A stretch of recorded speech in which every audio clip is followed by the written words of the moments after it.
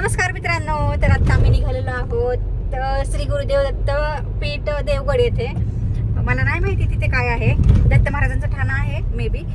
पहिल्यांदाच निघालेलो आम्ही. तर तुम्ही व्हिडिओ शेवटपर्यंत बघा. तिथलं लोकेशन काय आहे, मंदिर कसं आहे, काय वगैरे मी तुम्हाला दाखवते. आणि त्यासाठी व्हिडिओ तुम्ही शेवटपर्यंत पहा. क्षेत्र गुरुदेव दत्त पीठ देवगड.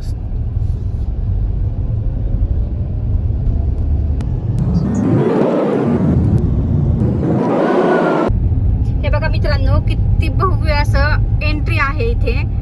जबरदस्त आहे. म्हणजे लय दिवसाची इच्छा होती बरं का यायचं.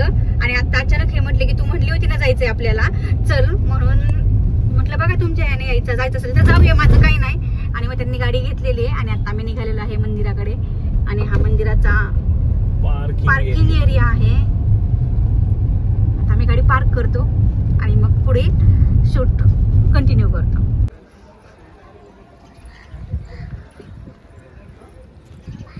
तर मित्रांनो, कसं काय वाटतंय मंदिर? जबरदस्त आहे. मला तर खूप आवडलं. बघा काय मस्त दिसतंय बघा. त्याची मेन कमान आहे बघा. ही कसली भव्य आहे ना. बांधकाम तर एवढं भारी आहे ना, मला लय जबरदस्त आवडलं. आपण म्हणतो ना कोणती गोष्ट चितली की होती, पण माझं तसं नाही. म्हणजे माझ्या मनी पण नव्हतं, ध्यानी पण नव्हतं. आणि हे अचानक म्हणले की तू म्हणली होती ना आपल्याला देवगडला जायचंय, तुझी इच्छा होती ना. म्हटलं होती, पण तुम्हाला वेळ आहे का नाही? हा चल म्हटले. आणि ते मला आत्ता घेऊन आलेत आणि मला खरंच खूप भारी वाटतंय.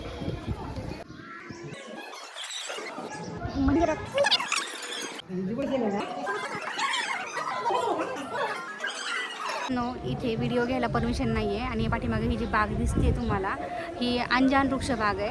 म्हणजे इथे विनाकारण कोणाला बसू देत नाही आहेत. तिथे फक्त पारायण करणारे लोक आहेत ना, त्यांच्यासाठीच ती जागा आहे. पण एवढं भारी वाटतंय ना, खरं सांगते. जबरदस्त परिसर आहे. या बघा, मी चोरून गपचूप शूट घेते.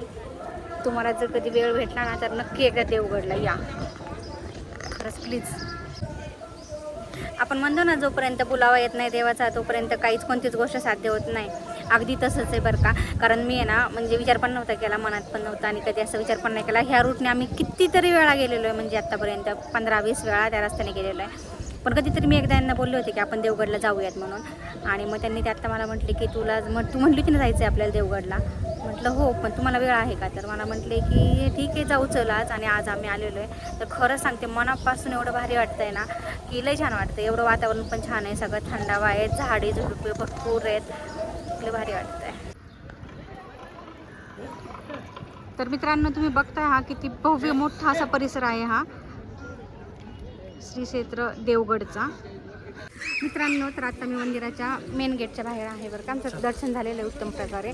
पण इथे ना फोटो काढायला आणि व्हिडिओसाठी सक्तमा नाही, म्हणजे कशीच परमिशन नाही, अगदी फोटोला सुद्धा नाही. आणि त्याच्यामुळे आम्हाला काही तुमच्यासाठी फोटो किंवा फुटेज काही काढता आले नाही, कारण तशी परमिशनच नाही आहे. उगाच मोबाईल जर जप्त केला तर कुठे घ्या, म्हणून आम्ही नाही काढलं. आणि बघताय तुम्ही लोक. नाही, मला तर आवडले. तुम्हाला आवडलं का? खरंच मित्रांनो, तुम्हाला जर वेळ भेटेल ना नक्की या, नक्की या. आणि पाहण्यासारखं ठिकाण आहे. आणि दत्त महाराजांचा जाईल हे पण सांगू शकत नाही. हां, आणि दत्त महाराजांचा महिमा तर तुम्हाला सगळ्यांना माहितीच आहे. तुम्ही पण योग बघा, आज गुरुवार आहे. गुरुवार आहे आज गुरुवार आहे. मला तर वार पण माहिती नसतील कधी कोणते वार आहेत. आज गुरुवार आहे बघा, योगायोग म्हणजे नाही का. मी मगाशीच सांगितलं ना तुम्हाला की बुलावा आल्याशिवाय काहीच नाही. माझ्या पायात आणि आता पायी पळते, ते कडक ऊन आहे. आणि कडक उन्हातून आता आम्ही निघालेलो आहे बाहेर. चला, व्हिडिओ कंटिन्यू करा. हे बघा, हे भोजन कक्ष आहे मित्रांनो. म्हणजे हे तुम्ही बघू शकता की जर भोजन कक्ष एवढं मोठा असेल तर मंदिराचा परिसर किंवा मंदिर किती मोठं असेल. हे बघा, भक्त निवास, भोजन प्रसाद 60 रुपये. आणि आत्ता आम्ही चाललेलो आहे प्रसाद घेण्यासाठी.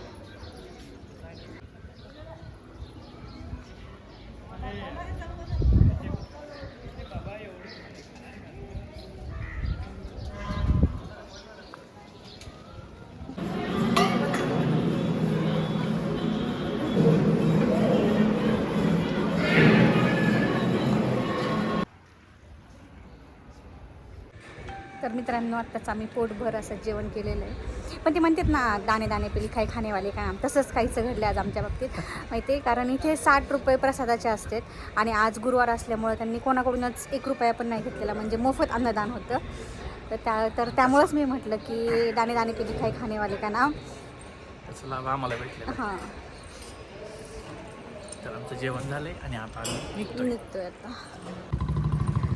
कसं आहे मित्रांनो, उन्हाळा, कडक उन्हाळा आहे, म्हणजे 45 डिग्री सेल्सिअस तापमान आहे आणि अशा तापमानामध्ये आम्ही असं फिरतोय. तर अलर्ट आहे आपल्याला, अजून 15 दिवस घरातून बाहेर पडू नका, उन्हात फिरू नका. पण तरी पण हे बघा आम्ही फिरतोय. पण तुम्ही असं करू नका, आम्ही कामानिमित्त आलो होतो.